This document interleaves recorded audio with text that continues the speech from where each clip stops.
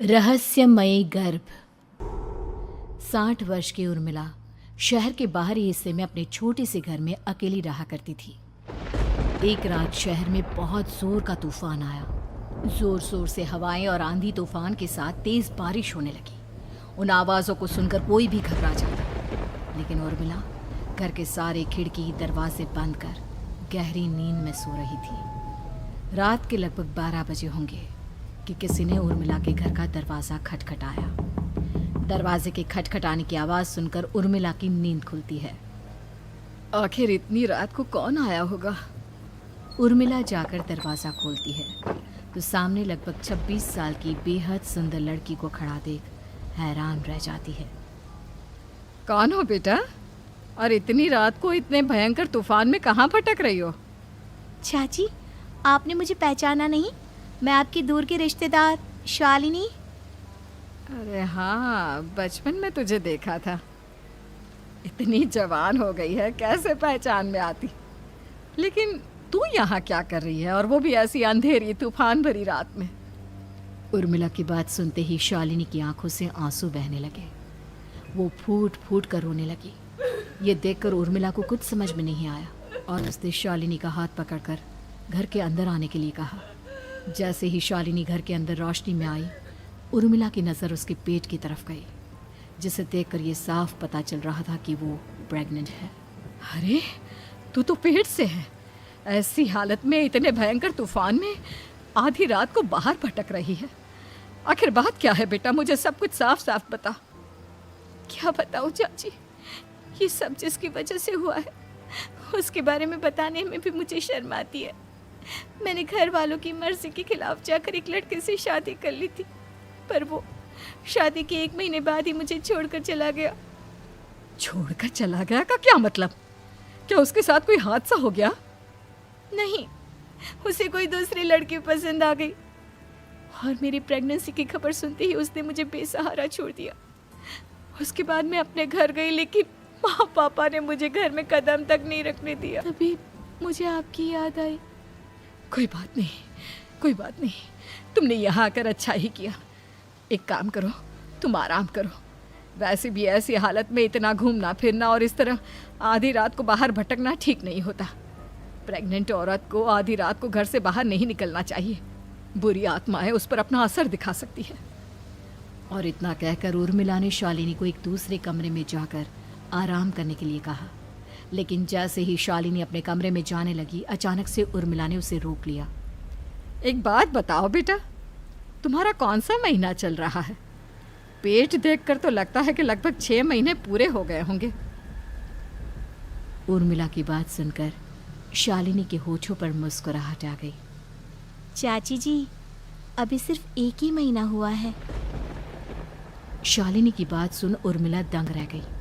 उसे समझ में नहीं आ रहा था कि प्रेगनेंसी के पहले ही महीने में शालिनी की हालत ऐसी क्यों थी। लेकिन फिर उसने बात को नज़रअंदाज कर शालिनी को आराम करने के लिए कहा और खुद भी कमरे में जाकर सो गई। अभी कुछ ही घंटे बीते थे कि अचानक से एक बच्चे के बड़े ही अजीबो गरीब बेढंगे तरीके से रोने की आवाज़ें उर्मिला के घर में गूंजने लगी। उन आवाज़ों को सुनकर उर्मिला की नींद फिर से खुलती है। ये अचानक बच्चे के रोने की आवाज़ कहाँ से आने लगी? उसने उठकर चारों तरफ देखा, पर वहाँ उसे कोई नज़र नहीं आया। उर्मिला घबराते हुए शालिनी के कमरे में गई तो वहाँ उसे कमरे की दीवार पर एक बेहद खौफनाक साया नजर आया, जिसे देखकर उर्मिला बुरी तरह से घबरा गई। आखिर ये सब क्या हो रहा है? शालिनी, शालिनी उठो! उसने जोर जोर से आवाज़ देकर शालिनी को जगाने की कोशिश की, लेकिन ऐसा लग रहा था जैसे उसकी आवाज़ शालिनी तक पहुंच ही नहीं रही थी। कमरे की दीवार पर एक बहुत बड़ा और बेहद डरावने दिखने वाले इंसान का साया और एक बच्चे के अजीबोगरीब ढंग से रोने और चीखने की आवाज़ें अब उर्मिला को ज़्यादा डराने लगी थी।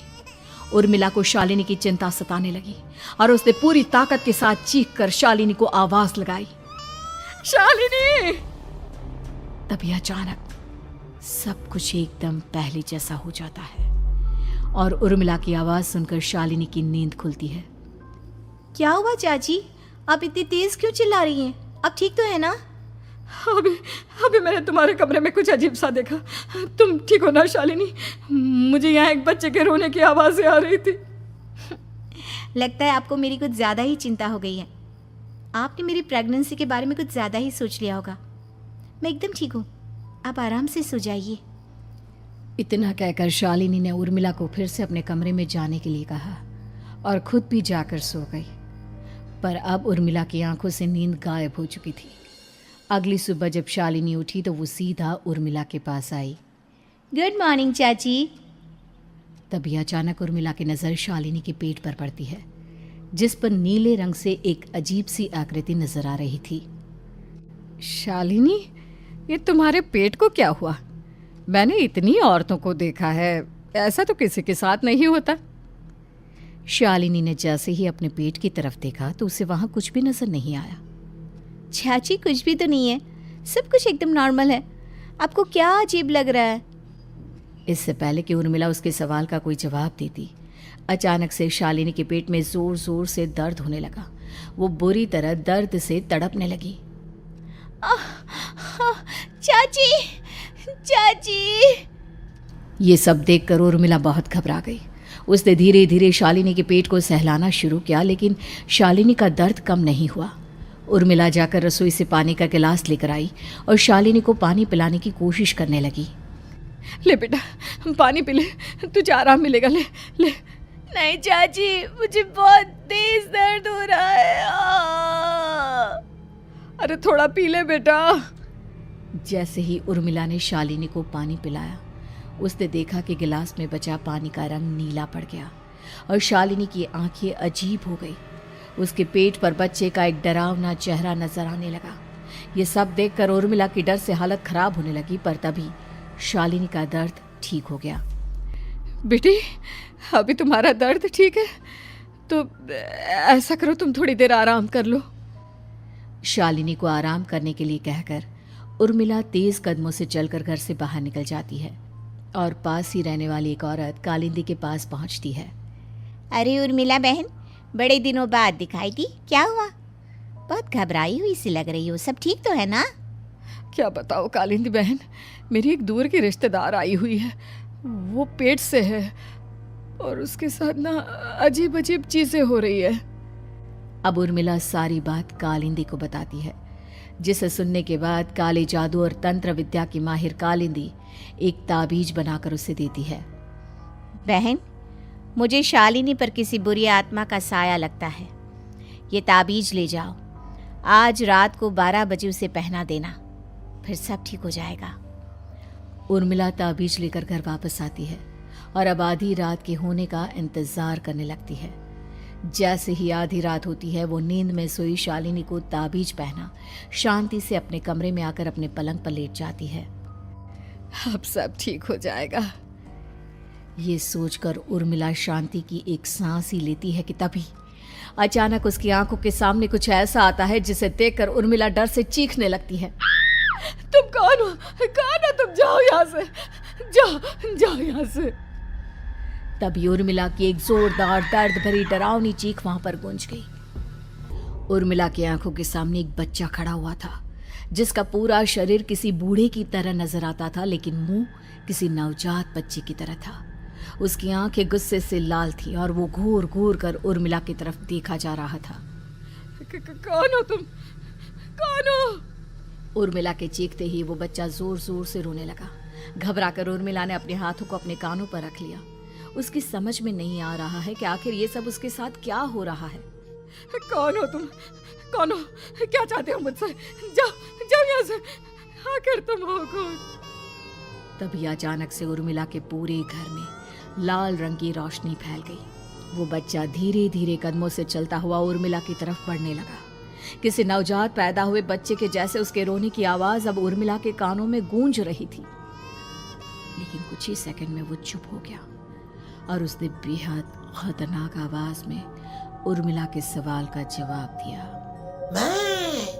मैं वो हूँ जो अब तक पैदा नहीं हुआ, लेकिन जब मैं पैदा हो जाऊंगा तो वो होगा जो अब तक कभी नहीं हुआ। ये क्या कहना चाहते हो तुम? ऐसा क्या हुआ जो अब तक नहीं हुआ? तबाही होगी, तबाही। सब कुछ खत्म हो जाएगा और ये जो लड़की मुझे जन्म देने वाली है, मैं उसका खून पी जाऊंगा, सारा खून। उस बच्चे की बात सुनते ही उर्मिला बुरी तरह घबरा गई। उसका एक बुजुर्ग आदमी जैसा शरीर, एक नवजात बच्चे जैसा चेहरा, ये दोनों ही बातें उर्मिला की समझ से बाहर थी। तभी वो बच्चा अचानक गायब हो गया। घर का माहौल फिर से पहले जैसा हो गया। लाल रंग की रोशनी भी अब गायब हो चुकी थी। उर्मिला दौड़कर शालिनी के कमरे में पहुंची, जहां वो गहरी नींद में सोई हुई थी, पर उसके गले का ताबीज गायब हो चुका था। उठो उठो शालिनी, उठो बेटा, मुझे तुमसे जरूरी बात करनी है। अरे चाची क्या हुआ? इतनी रात को आप परेशान क्यों कर रही हैं? सब ठीक है ना? अभी जब तुम सो रही थी ना, तो मैंने तुम्हारे गले में एक ताबीज पहनाया था। कहाँ गया बेटा, बताओ मुझे। शालिनी ने चारों तरफ अपनी नजरें घुमाकर देखा, लेकिन वहां पर कोई ताबीज नहीं था। वह हैरानी से उर्मिला के चेहरे की तरफ देखने लगी। उसे समझ में नहीं आ रहा था कि आखिर उर्मिला किस ताबीज के बारे में बात कर रही थी। नहीं चाची, यहाँ कोई ताबीज नहीं है। लगता है आपने कोई बुरा सपना देखा है। मैंने कोई बुरा सपना नहीं देखा। खैर छोड़ो, तुम अब सो जाओ, कल सुबह बात करते हैं। डर और घबराहट की वजह से उर्मिला की आंखों से नींद तो जैसे बिल्कुल गायब हो गई थी। अगली सुबह उर्मिला बिना कोई देर किए गांव के बाहर एक छोटी सी झोपड़ी में रहने वाले बूढ़े पंडित के पास पहुंची। पंडित जी, मेरी मदद कीजिए। अरे आओ आओ उर्मिला, क्या हुआ? सब ठीक तो है ना? क्या बताओ पंडित जी, बहुत बड़ी मुसीबत है। मेरी दूर की एक रिश्तेदार लड़की पेट से है और उसके साथ बहुत डरावनी चीज़ें हो रही है। कल रात को तो एक अजीब सा दिखने वाला बच्चा मेरी आंखों के सामने आकर खड़ा हो गया था। ये तुम क्या कह रही हो? मुझे साफ साफ बताओ कि आखिर तुमने क्या देखा? उर्मिला ने अपने साथ हुई बीती रात की पूरी घटना पंडित जी को बताई, जिसे सुन पंडित जी के माथे पर चिंता की लकीरें उभर आई। अनर्थ होने वाला है, अनर्थ। बरसों पहले भी उस हैवान ने एक लड़की के पेट से जन्म लिया था और उसके बाद उस शहर को पूरी तरह से तबाह कर दिया। कैसी विपदा पंडित जी, कैसी बात कर रहे हैं आप? बताइए मुझे, और इसका उपाय क्या है? इसका उपाय तो है, लेकिन बहुत कठिन है। हो सकता है कि उस उपाय को करने के दौरान तुम्हारी जान भी चली जाए। मुझे मेरी जान की कोई परवाह नहीं, पर आप जिस तबाही के बारे में बात कर रहे हैं, बस वो नहीं होनी चाहिए। लाखों लोगों की जान बचाने के लिए मैं कुछ भी करूंगी। तो ठीक है, मेरी बात ध्यान से सुनो। बरसों पहले एक भयानक तांत्रिक ने अपनी तंत्र क्रिया के जरिए एक मासूम लड़की के साथ रिश्ता बनाकर उसके पेट से जन्म लिया था। इस तरह से वो अपने जैसे लोगों की संख्या इस दुनिया में बढ़ाना चाहता था। आपके कहने का मतलब है कि शालिनी के पेट से भी उस शैतान को जन्म लेना है, इसलिए उसने उसके साथ ये सब किया है? ठीक पहचाना तुमने। अब मैं तुम्हें एक ऐसा सिंदूर दूंगा जिसे तुम्हें ले जाकर उस लड़की के पेट पर लगाना होगा। क्या ऐसा करने से सब कुछ ठीक हो जाएगा? नहीं उर्मिला, ये सब इतना आसान नहीं। उस लड़की के पेट पर सिंदूर लगाने के बाद तुम्हें उसका पेट काटकर उस हैवान को बाहर निकालना होगा। नहीं पंडित जी, मैं ये सब नहीं कर सकती। मैं भला एक जिंदा लड़की के पेट को अपने हाथों से कैसे काट सकती हूँ? अगर तुमने ऐसा नहीं किया तो कुछ ही दिनों में वो हैवान उस लड़की के शरीर से जन्म लेगा और उसके शरीर के सारे खून को पीकर अपनी ताकत को बढ़ाएगा। उसके बाद वो धीरे धीरे इस पूरे शहर को तबाह कर देगा। यहाँ पर कोई जिंदा नहीं बचेगा। लेकिन अगर मैं उसके पेट को काट दूंगी तो क्या वो जिंदा बच पाएगी? अगर शालिनी को कुछ हो गया तो, अगर उसकी मृत्यु हो गई तो? ऐसा कुछ नहीं होगा उर्मिला, तुम्हें अपने मन को पक्का करके ये काम करना ही होगा। सिंदूर लेने के बाद उर्मिला झोपड़ी से बाहर निकलने ही वाली थी कि तभी पंडित जी ने उसे पीछे से आवाज देकर रोका। उर्मिला, उस लड़की का पेट काटकर हैवान को बाहर निकालना ही काफी नहीं होगा। तुम्हें ध्यान रखना होगा कि ये सब करते हुए उस बच्चे का जो आधा बूढ़े का शरीर है उस पर सिंदूर की एक बूंद भी ना लगने पाए, क्योंकि अगर ऐसा हुआ तो वो तुम्हें और बाकी सबको कच्चा खा जाएगा। पंडित जी की बात सुन उर्मिला की आंखें फटी रह गई और उसके शरीर में डर की लहर दौड़ गई। फिर भी उसने हिम्मत की। ठीक है पंडित जी, मैं पूरी कोशिश करूंगी कि मैं उस हैवान को वहीं के वहीं खत्म कर पाऊं। इसके बाद उर्मिला तेज कदमों के साथ घर वापस आती है। दिन बीतता है, रात का अंधेरा छाने लगता है। शालिनी खाना खाकर सोने चली जाती है और उर्मिला लगातार उसके गहरी नींद में सो जाने का इंतजार करने लगती है, जिसके बाद उर्मिला दबे कदमों से शालिनी के कमरे में पहुंच गई। मुझे ये करना ही होगा। अब उर्मिला ने धीरे धीरे शालिनी के पेट पर पंडित जी का दिया सिंदूर लगाना शुरू किया। उर्मिला के हाथ बुरी तरह से कांप रहे थे। उसके एक हाथ में चाकू था जिससे वो पेट काटने वाली थी। उर्मिला ने एक नज़र शालिनी के चेहरे की तरफ देखा और फिर डरते हुए उसके पेट पर चाकू चलाना शुरू किया। कमाल है, मैं इसका पेट काट रही हूँ और ये आराम से सो रही है।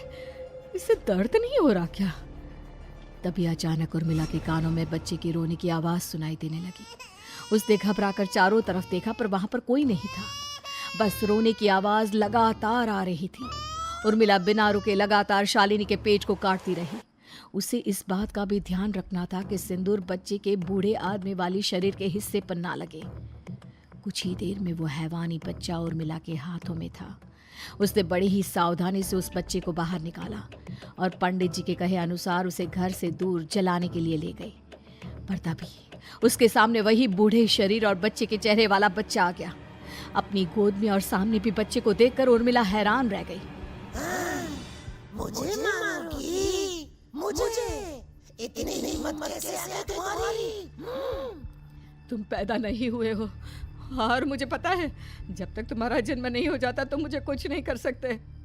इतना बोलते ही उर्मिला तुरंत उस बच्चे को घास के ढेर पर फेंककर उसमें आग लगा देती है, जिसके तुरंत बाद वो बूढ़े आदमी के शरीर और बच्चे के चेहरे वाला अजीब तांत्रिक का भूत भी वहां से गायब हो जाता है। कुछ देर बाद उर्मिला घर पहुंचती है तो वो ये देखकर हैरान रह जाती है कि शालिनी का पेट अपने आप जुड़ चुका था। शुक्र है भगवान का और उन पंडित जी का, अब सब ठीक हो जाएगा। सुबह शालिनी सोकर उठती है तो अपना पेट देख पूरी तरह घबरा जाती है। चाची, चाची ये सब क्या हो गया? मेरा पेट अचानक कम कैसे हो गया? मेरा बच्चा कहाँ गया चाची?